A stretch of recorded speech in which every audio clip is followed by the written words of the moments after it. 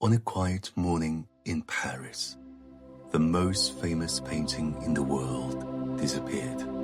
No alarms, no chaos, just an empty wall. This is the story of the day the Mona Lisa vanished, and how her disappearance changed art forever. Welcome to Real Talk Stories. On a quiet summer morning in Paris, August 21st, 1911, the Louvre Museum opened its doors as it always did. Sunlight filtered softly through tall windows. Dust floated lazily in the air, and the vast galleries echoed with the footsteps of guards and cleaners beginning another ordinary day. Nothing felt unusual.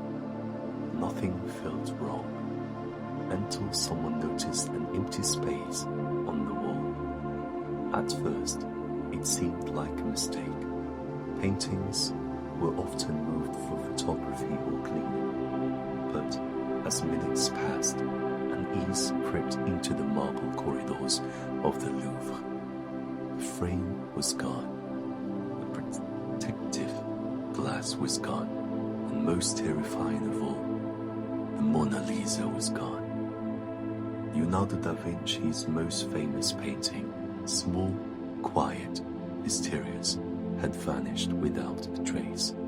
No alarms, no broken locks, no witnesses, just an absence.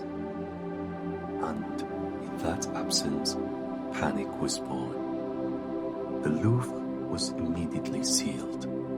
Guards were questioned. Workers were searched. Every corridor, stairway, and storage room was inspected. The police were called, then the press, then the world. How could the most famous painting on earth simply disappear from the most famous museum in the world? Newspapers exploded with headlines. Crowds gathered outside the Louvre not to see the painting, but to see the empty wall where it once hung. People stared at nothing, trying to understand how nothing could feel so heavy. The disappearance became a global obsession. Some whispered about an international art conspiracy. Others believed it was an inside job. Few even suspected foreign government. The Mona Lisa, once admired quietly, had now become a symbol of national humiliation. France was embarrassed. Europe was intrigued. The world was watching. The police were desperate under pressure. They began questioning artists, intellectuals, and known troublemakers. Among them was a young, rising artist, Pablo Picasso. So that, yes, that Picasso, he had once owned stolen status from the Louvre. Though unrelated, the connection was enough to terrify him. Picasso was interrogated, so was the poet Guillaume Apollinaire. Both were innocent. The episode revealed something unsettling. When reason disappears, suspicion fills the void. Meanwhile, the painting was nowhere to be found. Weeks passed, then months, then years. The world slowly accepted the unthinkable. The Mona Lisa might be gone forever. 2 years later, in Florence, Italy, an art dealer received a strange letter.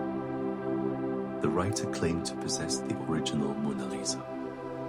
At first, it sounded like a hoax. Many had tried before, but when the dealer saw the painting in person, his breath caught. It was real. The man who brought it was not a criminal mastermind, nor an international spy. He was Vincenzo Perugia, a quiet Italian worker who had once been employed at the Louvre. His method was shockingly simple. On the day of the theft, Perugia entered the museum wearing a worker's uniform. He removed the painting from the wall, took off its frame, hid it under his coat, and walked out through a side door. No one stopped him, not because he was invisible, but because he looked like he belonged. Perugia claimed he stole the Mona Lisa out of patriotism. He believed the painting had been stolen from Italy by Napoleon and deserved to return home. He hid it under his bed for 2 years. 2 years. While the world panicked, while experts speculated, while crowds mourned an absence. The painting slept quietly in a wooden trunk. When Perugia was arrested, Italy was divided. Some saw him as a criminal. Others hailed him as a hero. His punishment was light. His story became a legend. And the Mona Lisa, she returned to the Louvre in 1914, more famous than ever. Here is the great irony. Before the theft, the Mona Lisa was admired. After the theft, she became immortal. People no longer looked at her just as a painting. They looked at her as a survivor of mystery, a witness to human obsession, a symbol of how absence creates desire.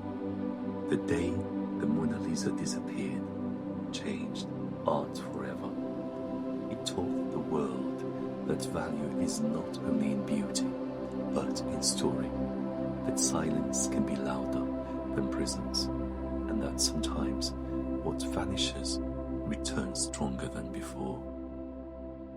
Even today, as millions stand before her glass case, they are not just looking at a painting, they are remembering the day the world lost her, and perhaps that is why she still smiles. The Mona Lisa did not become immortal because she was painted. She became immortal because she was lost. Sometimes what disappears returns with a power it never had before. Thank you for listening.